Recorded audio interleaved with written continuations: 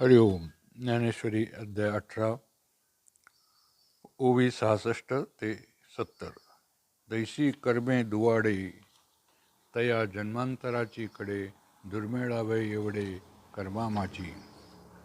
ब्रह्मनामावरील श्रद्धेशिवाय केलेली कर्मे तशी घातक आहेत. शिवाय त्या कर्मांची प्रवृत्ती दुसरे जन्म देण्याकडे असते. एवढे सर्व कुयोग कर्मात असतात. ना विपावे हे उजू होये तरी ज्ञानाचीच योग्यता लाहे. एरवी येण्याची जाये निरयालया.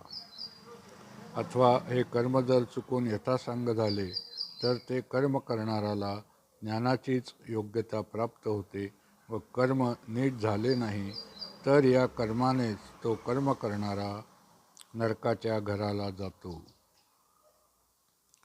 कर्मी हा ठावोवरी आहाती बहुवा अवसरी आता कर्मठा कैवारी मोक्षाची हे.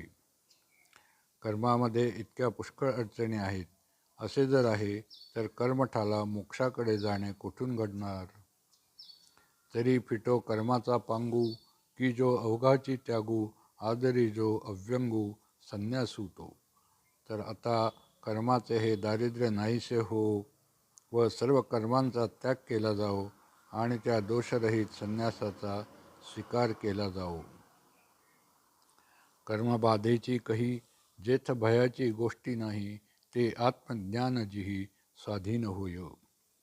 जेथे कर्मबाधेच्या भयाचे मुळी नाव देखील नसते असे आत्मज्ञान ज्या योगांनी स्वाधीन होईल.